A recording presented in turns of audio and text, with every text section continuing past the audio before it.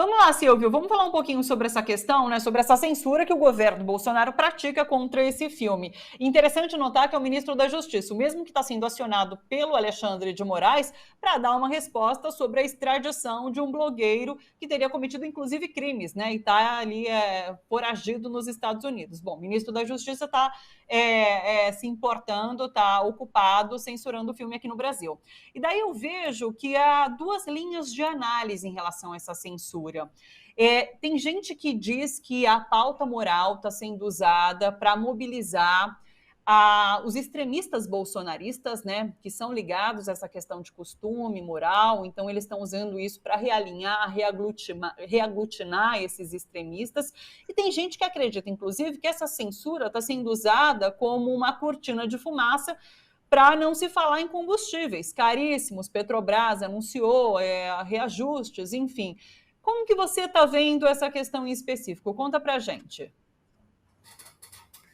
Em geral, os ministros da Justiça no Brasil, se você for olhar a história brasileira, né, são pessoas que vêm da sociedade civil, são pessoas, em geral, juristas, né, que têm uma formação humanista, que têm, vamos dizer assim, um papel proeminente nas universidades. Enfim, são pessoas que são consideradas assim de extrema competência para defender os direitos, para defender a Constituição, para defender, enfim, quer dizer, tudo aquilo que nós construímos como vamos dizer assim, um modo de vida civilizado, de respeito um ao outro, de uma convivência social, solidária, enfim, quer dizer, as leis servem para regular um pouco a sociedade, não é?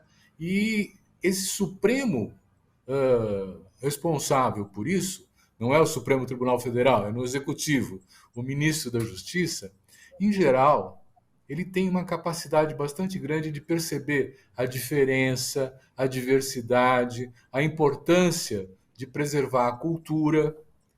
No caso, nós temos um ministro, o ministro Anderson Torres, sem nenhum demérito dos delegados para os delegados de polícia, que tem no seu currículo uma trajetória policial. Ele não tem essa formação humanista e na fala dele sobre esse vídeo do Fábio Porchat, ele fala detalhes asquerosos. Então ele deveria considerar também as obras de Platão, asquerosas, as obras de Oscar Wilde, asquerosas, e toda uma literatura e uma expressão de arte que se dá no cinema, que se dá na televisão, que se dá na literatura dos livros escritos, assim, né? Que tratam a questão do homossexualismo, que tratam a questão, vamos dizer assim, da diversidade sexual, de uma maneira como, por exemplo, os gregos tratavam, ou como os nossos povos originários, os índios tratam aqui. Quer dizer, não tem esse moralismo, essa perseguição, esse policiamento. Na verdade, o que ele está fazendo é exercer o seu papel de delegado de polícia, não de ministro da Justiça, né? E é lamentável, porque isso é censura, é uma censura moral, que diz assim, o que pode e o que não pode o povo ver. Acontece que nós temos uma parcela importante da sociedade que é LGBT, QI+, tal, e que precisa ser respeitada também nos seus direitos e nas suas expressões culturais. Então eu vejo como realmente um atraso de vida, uma visão parcial, reducionista da cultura, da diversidade, que impõe a visão única e dizendo assim, olha, o que está certo é o que eu penso, o resto tem que ser censurado. É um absurdo. Eu tenho visto muita gente discutindo, né, porque esse filme está disponível ali na Netflix, né, o banimento desse filme da plataforma. E tem algumas questões, eu acho que são chaves. A classificação indicativa do filme é para 14 anos, e eu vi muita gente discutindo que essa classificação deveria ser maior, né? É um ponto a se pensar, você não precisa censurar, você pode mexer na classificação indicativa. Tem uma outra coisa também, que eles usam essa pauta, né, para falar, não, as crianças estão expostas a esse conteúdo que seria apologia à pedofilia.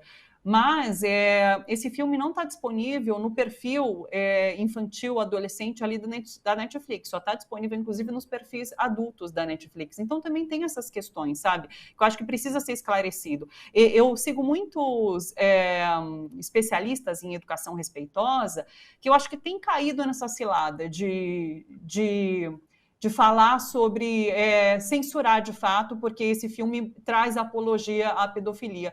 E acho que o Fábio Porchat fez uma defesa muito interessante quando ele diz o seguinte: olha, vilão é racista, é nazista, é o pedófilo, eles são vilões, eles trazem essas piores características dos seres humanos porque eles são os vilões. E eu achei interessante essa explicação que ele traz de fato. É isso, você tem que entender, no audiovisual, isso é uma retratação comum.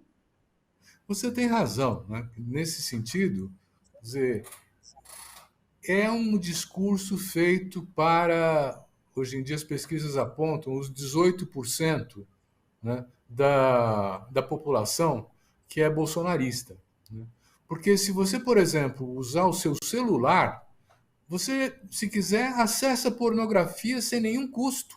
Né? E isso está disponível para qualquer um. Quer dizer, essa vedação de um programa de televisão, que, aliás, não tem nada, é um programa humorístico, né? Que não tem nada de apologia, no meu ponto de vista, né? É um recado eleitoral para um público conservador, moralista, que se identifica com esse combate, vamos dizer assim, à pedofilia, mesmo onde ele não exista. Quer dizer, é preciso ver o filme, o programa do Fábio Porchat, para identificar e fazer juízos a respeito. Né? Isso, de fato, está tomando o espaço da mídia, que deveria estar discutindo coisas muito mais importantes, inclusive o aumento do preço da gasolina e tudo mais que você está se referindo. Né? Então, o que nós estamos vendo realmente é uma manipulação, vamos dizer assim, da mídia para fidelizar o que é o grupo bolsonarista ao presidente e ao seu projeto. E você começou a sua fala fazendo essa crítica ao ministro da Justiça, né? E a gente precisa salientar também que enquanto ele comete essa censura, né, ali como um indicativo, inclusive, do que o governo Bolsonaro e os bolsonaristas prezam, ele deixa de agir como ministro da Justiça, acionando ali mecanismos para trazer Alan dos Santos, esse blogueiro que teve prisão decretada aqui no Brasil, está lá nos Estados Unidos, já participou, inclusive, de eventos públicos, fez aparições públicas e nada acontece. Então, acho que Alexandre de Moraes também faz dessa cutucada de queremos saber o que vocês estão fazendo nesse sentido para trazer essa pessoa que tem ordem de prisão aqui para o Brasil. Olha, não surpreende, viu?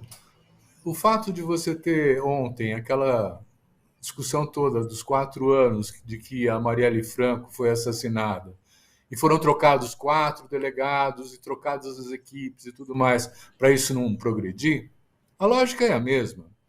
O Alan dos Santos, depois que teve decretada a sua prisão pelo Supremo Tribunal Federal, teve uma delegada, que é do Departamento de Cooperação Internacional do Ministério da Justiça, a delegada Silvia Amélia, que encaminhou, então, a documentação para o nosso Ministério das Relações Exteriores proceder à articulação com os Estados Unidos para que ele viesse a ser extraditado. O que aconteceu com ela? Ela foi exonerada 2 dias depois que encaminhou os documentos. Então, o que nós estamos vendo é o uso das instituições, seja para proteger, né, a turma do Bolsonaro, seja para atacar aqueles que são contra. Né?